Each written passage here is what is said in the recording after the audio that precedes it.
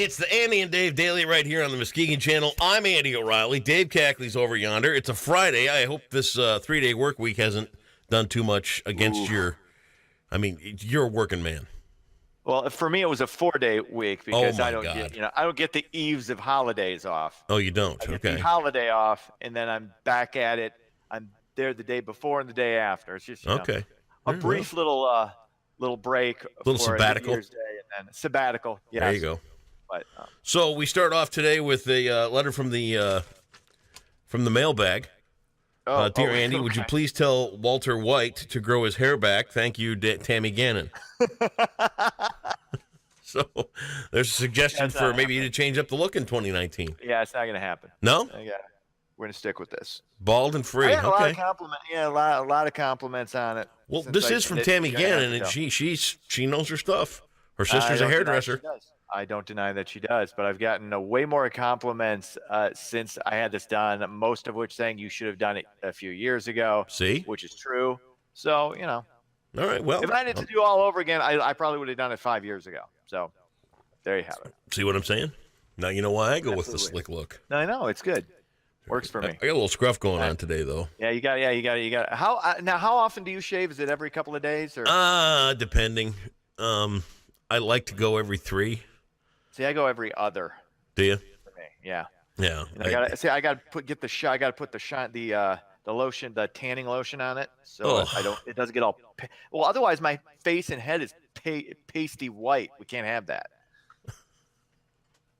I might do a spray tan this weekend. Lotion of any kind for a man is borderline dismissal of your man card. No, absolutely not. It really is. Once again, I won a demolition derby, so that can never be taken away. Oh, my God. Here we go again. You know what? Lotion is great for your skin. It keeps your skin young looking. Listen, no, lotion is not good for your skin. Lotion is panty waste material. No, and I'm going to tell you this, too. I don't remember who it was, but over the weekend, your demolition derby was discussed. Well, you weren't present. Okay. I'm not the only one that thinks you sandbagged the whole thing, sat off in the distance, and waited till it was almost over. It was strategic, and then I'd bang into people, get out of the way, avoid collisions. That's what I did. Sandbagger. Absolutely. You walked off with a bunch of money you didn't win. Victory. No. Good time. I even told them, I said, yeah, Dave even kept the money. They went. Yeah, I didn't keep all of it. I told them that too. Back too. Yeah, I wasn't going to give all of it back. Are you kidding me? Good Lord, man. I'm all for charity, but Daddy needs a little himself. You know? Charity begins in the home. Anyway. You never thought to give some of the money to the guy that built you the car? You know what? I did. I probably should have. Yeah. And then I would have given 100 back to the charity and then 100 to the dude who built the car. I probably should have. But, bygones. Hell no. You were there for the glory. That's right. I kind of was. You're the Malachi brothers. In fairness to me, I got caught up in the pomp, the circumstance, and the cash. What's a guy to do? But, I did thank the guy who built me the car. So. Well, there you go. And what more do you need than thanks? Exactly. That's the way I look at things. Anyway, let's just wrap our little intro segment up here with saying lotion is for girls. I have a recommendation for you on the Netflix. Well, actually, I have two. One would be, I don't know if the first one I don't know if I can recommend the first one. Why? Because you don't have an attention span. Oh, I have. Are you kidding me? I like things slow moving. I got a long attention span. I don't know if you can handle it. Oh, shut up. Just tell me what it is. And I'm not sure if I want to recommend Bird Box or not, because that's. I'm going to see that anyway. Don't worry about that. Don't tell me anymore about Bird Box. But the one I'm on the fence about recommending is The Ballad of Buster Scruggs. Mm-hmm. Have you seen that yet? No, I don't even know what that's about. What is it about? Well, it's a Coen Brothers film, and it's a bunch of short stories about the West. Okay.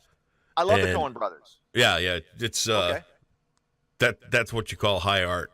That was really good. I'll check that out. But you got to see the Louis C.K. thing on YouTube. Hopefully it's still up. Check it out. Tell me what you think. Here's the thing. I don't think it's his best work, but I think it's really, really good, especially from somebody who hasn't been around in a while for good reason, because obviously what had happened before. But check it out and tell me what you think. Give me your honest opinion. And and we'll see. Maybe right. you won't find it as hysterical as I did. I thought it was really highbrow and really. Some stuff was over the top, but by and large, it was pretty consistently funny. Okay.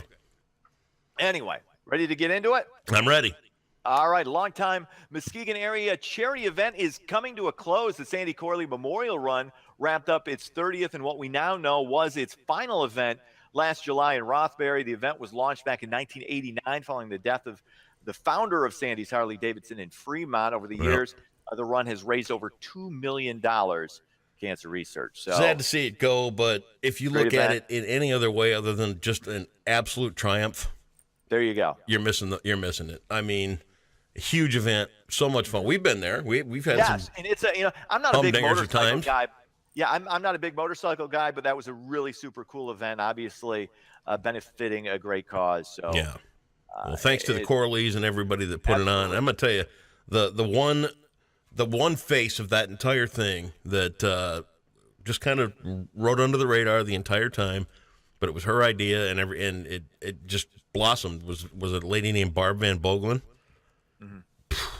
Who would have thought? The first one of those things was some crock pots in a backyard, and look what it became, man.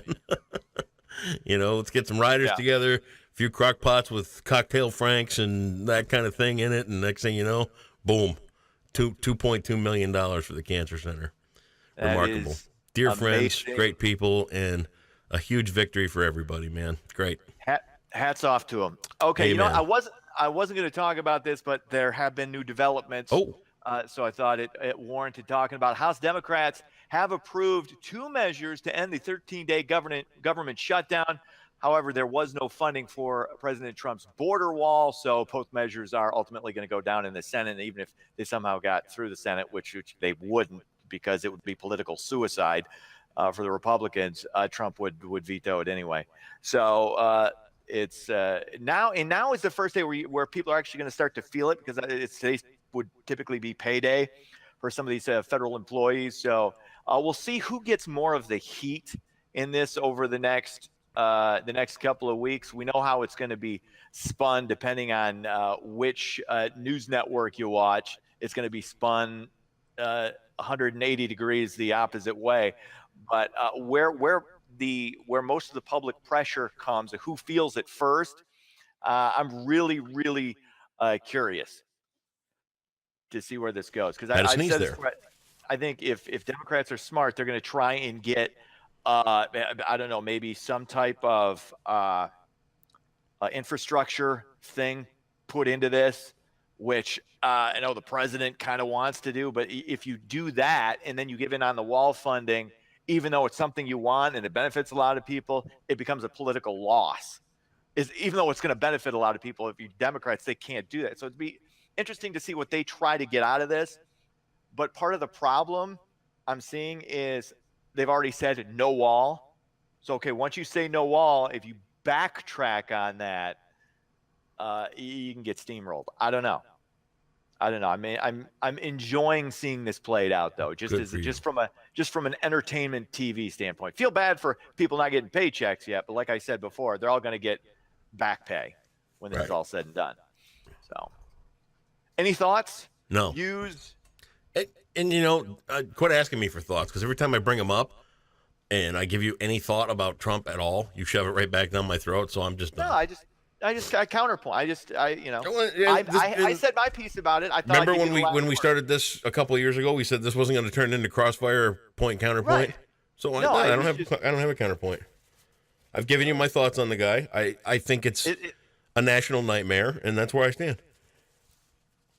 Okay. Good commentary. All right, then. Moving on. More people died in plane. Hey, I thought maybe you had thoughts. No worries. I gave more it to people. You. Can I do the next story? I thought we were done with it. Jesus. More people died in plane crashes in 2018. There were 556 deaths and 15 crashes last year. Just 44 lives lost in 10 crashes in 2017. Now, that was the safest in aviation history. I haven't flown since 2003. You have any issue? You don't have any issues flying, do you? Typically, nope. Can't. You're cool Got to with get it. where you got to get, and you know what? When your time's up, it's up, man. Yeah, and that's all there is to it. So do you have any problem with you don't get claustrophobic at all in planes? No, Like a little bit? no, not really. I mean, I get uncomfortable because the seats are so small. Right. You know, it's like like you're flying around on a bus. Yeah. You know, there used to be a dignity and an elegance to a flight. Now, you might. Now it's just. Ugh. It's like you got to deal with it. You know, you got to go through the pat down, then you got to go through the airport, and then you got to look at all these freaky people around you touching stuff, and it's like, oh, good. It's been 15, 16 years since I've flown, and I don't miss it. I just don't have any desire. You're different from I am in that you like to actually go places.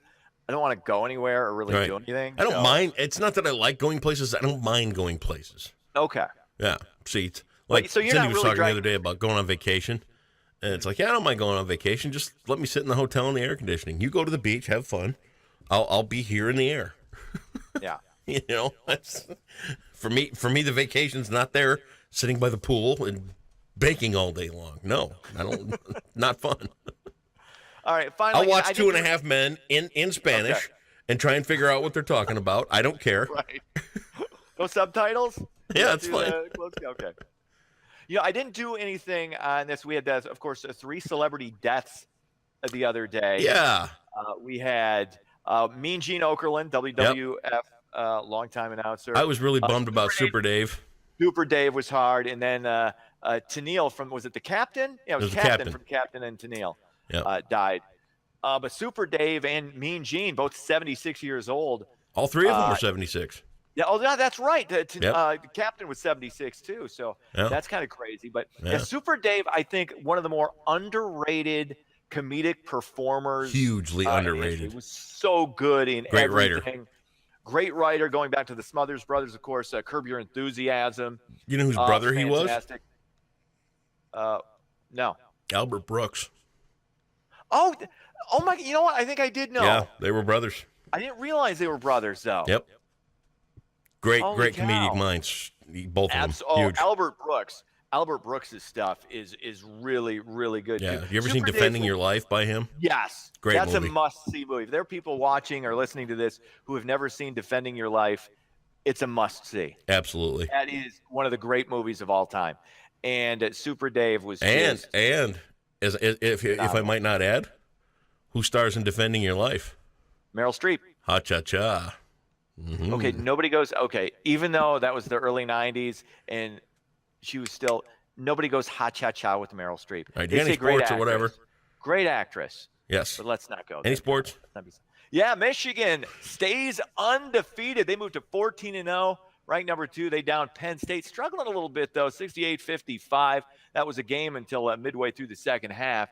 So we'll see when that winning streak eventually comes to an end. Michigan State takes on Ohio State, number 8 versus number 14 in Buckeye Land on Saturday. So have yourself a great weekend, and we'll see you back here Monday. Later.